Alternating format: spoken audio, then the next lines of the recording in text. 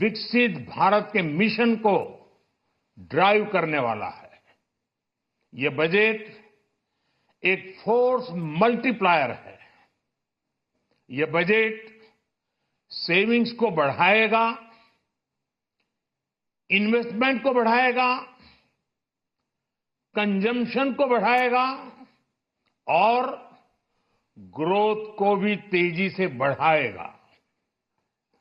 मैं वित्त मंत्री निर्मला सीतारमण जी और उनकी पूरी टीम को इस जनता जनार्दन का बजट, पीपल्स का बजट, इसके लिए बहुत बहुत बधाई देता हूं। साथियों, आमतौर पर बजट का फोकस इस बात पर रहता है कि सरकार का खजाना कैसे भरेगा,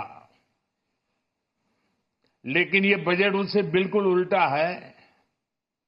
लेकिन ये बजट देश के नागरिकों की जेब कैसे भरेगी, देश के नागरिकों की बचत कैसे बढ़ेगी और देश के नागरिक विकास के भागीदार कैसे बनेंगे, ये बजट इसकी एक बहुत मजबूत नींव रखता है। साथियों, इस बजट में रिफॉर्म की दिशा में महत्वपूर्ण कदम उठाए गए हैं। न्यूक्लियर एनर्जी में प्राइवेट सेक्टर को बढ़ावा देने का निर्णय बहुत ही ऐतिहासिक है। ये आने वाले समय में सिविल न्यूक्लियर एनर्जी का बड़ा योगदान देश के विकास में सुनिश्चित करेगा। बजट में रोजगार के सभी क्षेत्रों को हर प्रकार से प्राथमिकता दी गई है। लेकिन मैं दो चीजों पर ध्यान आकर्षित करना चाहूंगा।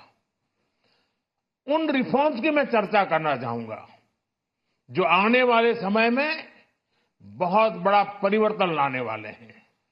एक, इंफ्रास्ट्रक्चर स्टेटस देने के कारण भारत में बड़े शिप्स के निर्माण को बढ़ावा मिलेगा। आत्मनिर्भर भारत अभियान को गति मिलेगी और हम सब जानते हैं कि शिप बिल्डिंग ये सर्वाधिक रोजगार देने वाला क्षेत्र है। उसी प्रकार से देश में टूरिज्म के लिए बहुत संभावना है। महत्वपूर्ण 50 टूरिस्ट डेस्टिनेशन, वहां पर जो होटल्स बनाएंगे, उस होटल को पहली बार इंफ्रास्ट्रक्चर के दायरे में लाकर टूरिज्म पर बहुत बल दिया है।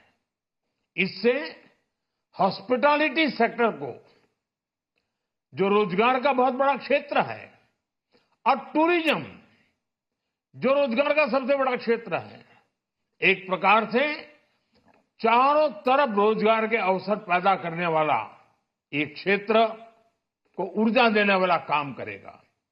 आज देश विकास भी, विरासत भी, इस मंत्र को लेकर चल रहा है।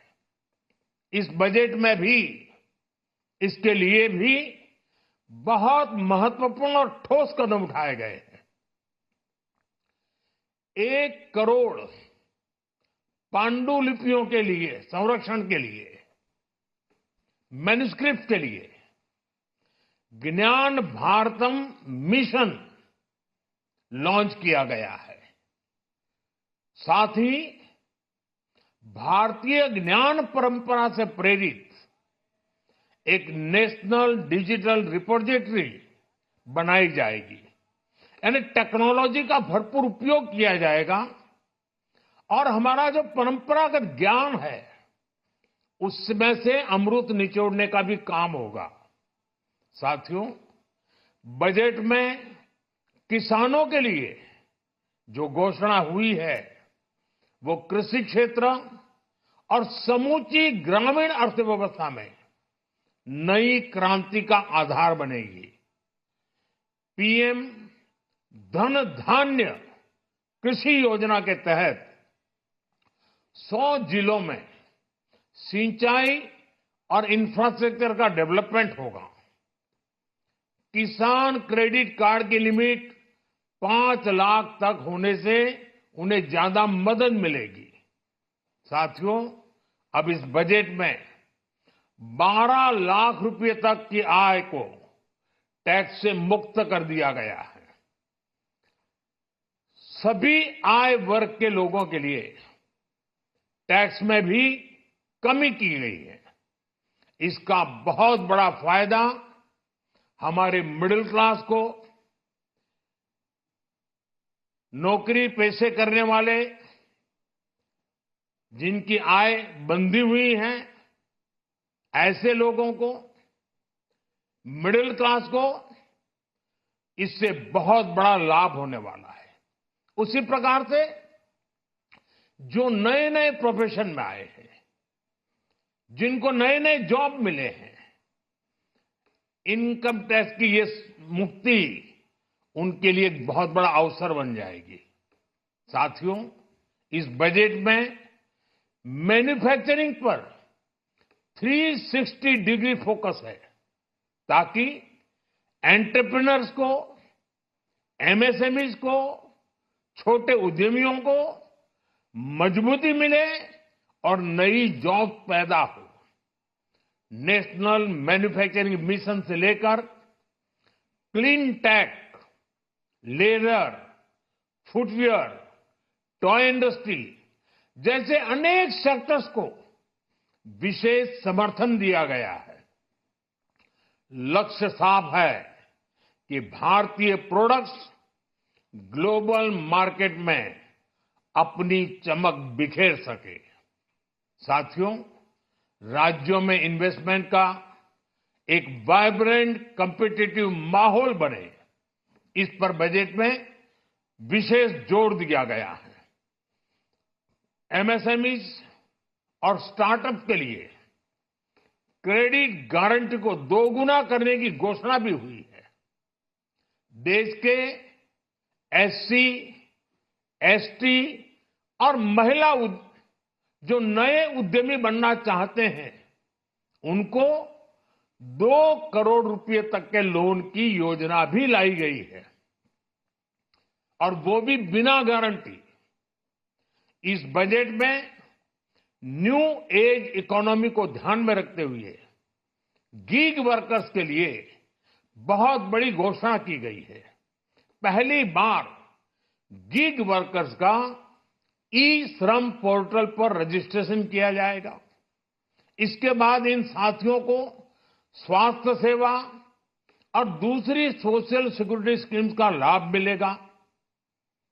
ये डिग्निटी ऑफ लेबर, इसके प्रति, श्रम एव जयते के प्रति सरकार के कमिटमेंट को दर्शाता है।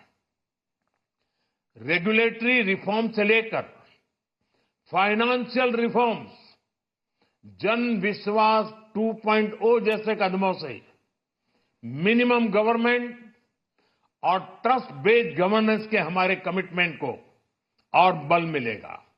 साथियों, ये बजट न केवल देश की वर्तमान आवश्यकताओं को ध्यान में रखता है, बल्कि हमें भविष्य की तैयारी करने में भी मदद करता है। स्टार्टअप के लिए deep tech fund, geospatial mission और न्यूक्लियर एनर्जी मिशन ऐसे ही महत्वपूर्ण कदम है। मैं सभी देशवासियों को एक बार फिर इस ऐतिहासिक पीपल्स बजट की बधाई देता हूं, और फिर एक बार वित्त मंत्री जी को भी बहुत बहुत बधाई देता हूं। बहुत बहुत धन्यवाद। बजट को लेकर प्रधानमंत्री नरेंद्र मोदी को आपने सुना, वो कह रहे हैं कि ग्लोबल मार्केट में भारत के नाम को ऊंचा करना इकलौता मकसद है, और जो अलग अलग योजनाएं दी जा रही हैं किसानों के लिए, एमएसएमई के लिए, नए स्टार्टअप्स के लिए, उसको लेकर के पीएम मोदी ने बोला कि अब भारत का ये वक्त है, ये दौर भारत का है और भारत खुद में चमके।